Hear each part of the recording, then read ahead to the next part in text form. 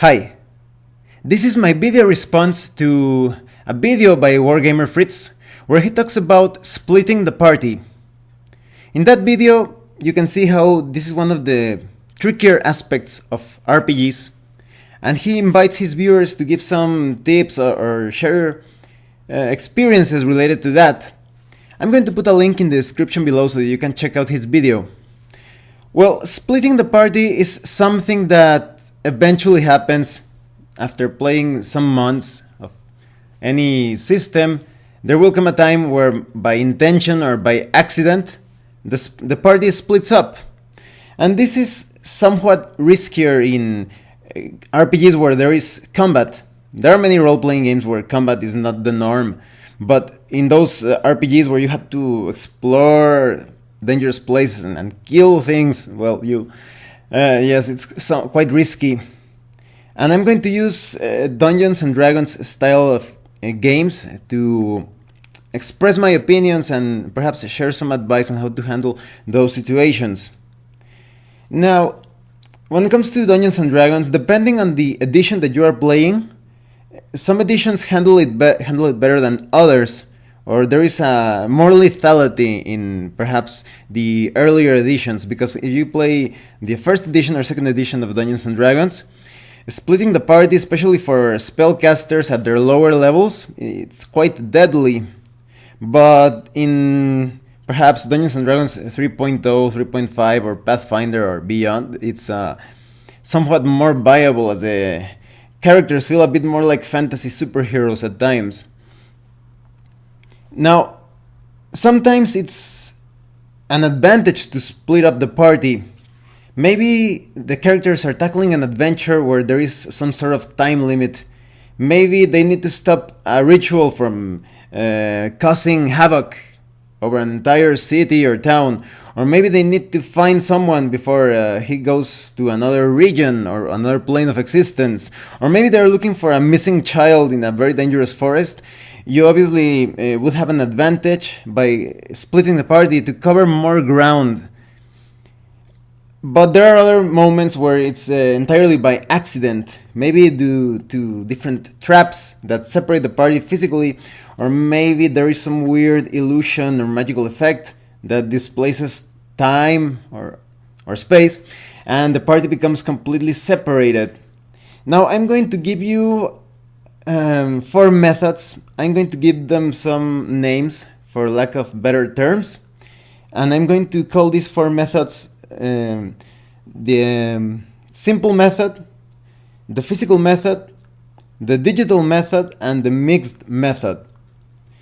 All of them have their advantages and disadvantages when handling this particular situation. Let's talk about the simple method. The simple method is basically, there is a lot of trust between players and game masters. And this is just basically a way for players not to step away from the table. Maybe I should call it the fiat method, because the game master or dungeon master has complete confidence in that his players will not act through their player characters with knowledge that their player characters are not supposed to have.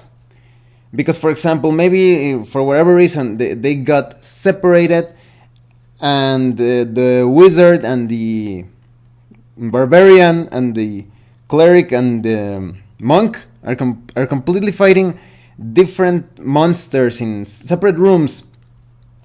So one group, one part of that party is not supposed to know what the other is going through. But maybe one of them is starting to lose. They are taking quite a beating, and they don't know, the other group is not supposed to know that they are in need of help or assistance. And sometimes players, because they are watching all of that at the same table, they may act upon that knowledge. So you really need, this is probably, although this is, I called it the simple method, this is actually the most difficult in the sense of trying to really act as your character. If your character is not someone who is constantly worrying about the other party members, that character should not go to their rescue or help them when they are separated. So it all depends on that characterization. But with the more, let's say, professionally inclined role players, this is not a problem. They will stick to the character, to their personality and nature of whatever character they are playing as, and will not make that, let's say, interference or intervention of trying to stop the other part of the group from suffering damage or even death. Now, the advantages to this is that you do not have to put too much effort into things. You don't have to get up and step away from the table or hand out notes and such. It's all handled quite easily, but the disadvantage is that it's quite difficult. Even if you are a really good role player, it's quite difficult for a player to see how the other party members are probably dying or in danger, and they will not go to the rescue, because it could be any different thing. It could be anything. They could perhaps become separated by some wall that falls dividing the room, or maybe they got teleported to a separate place, and the teleporting effect ends after that first teleportation, and the other group cannot follow the group the part of the group that was just teleported. So it's somewhat of difficult in that regard. Now, the second method, which is the physical method, is actually my favorite method, and I'll just engaged it in my, let's say, need to have fun with an encounter, because there was this particular adventure that I converted from, I think it was a first edition adventure, and I converted it and I modified it for a Pathfinder. And I ran that adventure using the simple method, or the fiat method that I mentioned. And I thought it could have been handled a lot better. And in another session with a different group, I suddenly just stopped things a bit, and I said, okay, this group, this part of the party that was separated will handle things in the living room, while you guys stay at the dining room. And the party consisted of 3 adventurers. It was a bard, a barbarian, and a druid. Now, the bard was somewhat specialized in ranged combat with a short bow, if I'm not mistaken. And she usually stepped back and attacked with her arrows and kept doing her bardic performance to bolster her party members. But she stepped back a bit too much into a trap. It was basically like a stone chute, and she fell down this chute, this like slide, and she ended up in a sewer-like chamber with a giant spider. So before anything of that happened, that is, the moment she triggered the trap, I took her to this other room and I told her, okay, roll your damage, your attack and your damage, and the attack and damage of the spider that you are fighting against. And then I went back to the other players and I told them, okay, roll your attack and your damage, and the attack and damage of your enemies as well. And I kept like moving back and forth between rooms. They weren't too far away, but they were divided enough so that it wasn't easy to hear what was going on in the other room. And I basically kept juggling both of the rooms, going back and forth, and everything went really awesome. Probably lasted like 4 or 5 rounds before the bard decided that she was not a match for the giant spider. And the barbarian and the druid were fighting this group of wolves. I think there were 3 or 4.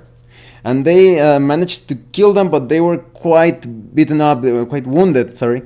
And then they saw the bard climbing up the chute with the giant spider behind her, because she didn't really deal too much damage to it. I think she dealt like 2 hit points of damage, and the spider had wounded her severely, even though she made her saving throws against the poison effect.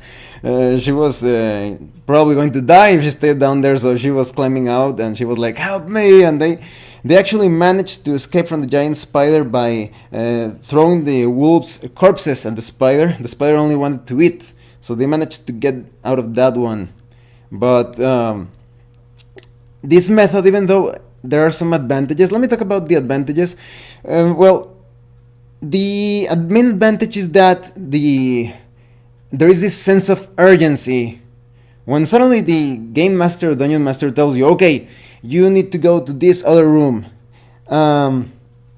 and you need to stay here. You know that something is going on, and you get anxious. You get that sense of horrifying expectation, as you don't know what's going to happen to the other members of the party. And in this case, that worry or anxiety was enhanced by the fact that it was only a bard against something down there, and they weren't exactly sure what it was. And they got really surprised, the barbarian and the druid, when they saw this giant spider coming out of the chute, and her friend all bloodied because of the encounter. So it really adds to the immersiveness, in my opinion. Now, the disadvantage to this is that if you don't have a game master or dungeon master that is quite active, the encounter could slow down quite a bit. And remember, in my recent video where I talked about one-on-one RPG sessions, I give a small tip on how to handle those situations so that players don't get too distracted. But as I was telling you, if you don't have a dungeon master or game master that isn't somewhat fit, the transition from one room to the other room could be somewhat difficult. Although, as I was telling you, this is my favorite method because I'm really active as a dungeon master. I'm always standing up, and if the party hears footsteps or whatever, I'm walking around the room and doing all sorts of theatrics, to put it in a way. So that's my favorite method. Now, the third method, which would be the digital method, is when you use technology to assist you. And this is a great method, even though there are some caveats. There are so many powerful advantages to this, because let's say that you're playing this encounter, and suddenly the party becomes split, and everybody has perhaps laptops or tablets or smartphones. You could find some digital way to communicate the information, because maybe you'll have your laptops, maybe you enter some site like Roll20, and you run the encounter through there, just typing away the information of what types of monsters they are encountering and such. So that way, one part of the party members of the party does not know what the other is going through. So there are many ways to do this, even with cell phones. Perhaps if it's not a very simulation-ish type of game, if it doesn't have like maps or miniatures and such, you could text the information quite easily without the other party members finding out what is going on. And you could also, as I was telling you, use different sites or software to communicate this information in a somewhat secretive way. You could even roll dice using different software. However, the disadvantage to this is that even though you do not have to step away from the room to handle this, there is that most players cannot keep a good poker face. So even if you tell one part of the party members that become separated from the others, like, oh, if you get hurt or whatever, do not show it in your face or your expression, it's quite difficult to do that for some people. So if they start to get beaten pretty badly by their particular foe, the other group is going to notice, and they're going to take some measures to reunite with the other party members, or perhaps do anything else that they can think of. So there is that disadvantage, and the other disadvantage is that sometimes technology could be unreliable. For example, if you're using a particular website, maybe the internet goes down for some reason, or maybe somebody forgot to charge her cell phone or his tablet or laptop, etc. Or that is in case you are playing somewhere where there is no electrical outlet, because there are some groups that, for example, they play outdoors. So those are the disadvantages. And if you are someone who wants to keep things more on the bohemian or traditional side of things, well, you have to depend on technology in that particular case.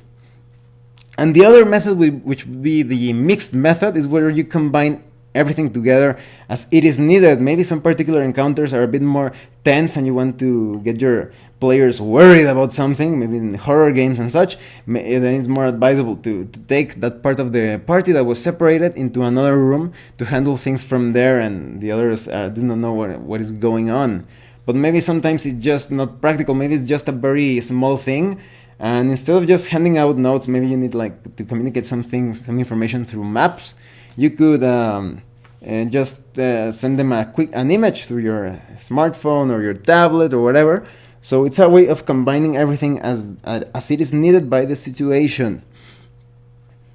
But I think that that's the major obstacle, that there should be, maybe that's pretty obvious to everyone, but there shouldn't be not even a clue or hint of what is going on character-wise between the separated party members. Because, for example, I remember this adventure in Ravenloft. I'm not going to give you the name to avoid spoilers, but it's basically an adventure site where there is a time displacement effect. So if players step into a room while the other player characters stay outside of that room, they could trigger that time displacement effect, and some of them could end up in the past, and some of them could even go to the future. So they could be in the same room and at different times, but this can be exploited because, for example, maybe the group in the future, or even in the present even, they are suffering from something. Maybe they're getting wounded, or maybe they activated some trap. So the party members in the past could actually like, oh, they're getting hurt in the future, let's put some healing potions here in the fireplace and hide them really well, and there is a good chance that in the future they will find them. So that's a way of cheating the adventure. And that actually would be quite an intelligent way to act if there was some sort of like a telepathy that traveled through time. But otherwise, it's going to be quite illogical that the players have information of what's going to happen in the future. Like, oh, just in case one of us travels into the future, goes or acts upon that particular room in the future, we're going to put this healing item or magical sword or whatever so that person can use it. So as you can see, those are the disadvantages. So it's all up to you and your group's preferences on how they want to handle that sense of the unknowable of what's going to happen to the rest of the party. So even though these are just some not so complex or elaborate tips, I hope that you still will find them useful. And I hope that you will share your comments and video responses and giving further tips on how to handle this situation of splitting the party. Well, thanks for watching this video. If you have any comments or questions, please let me know. See you later.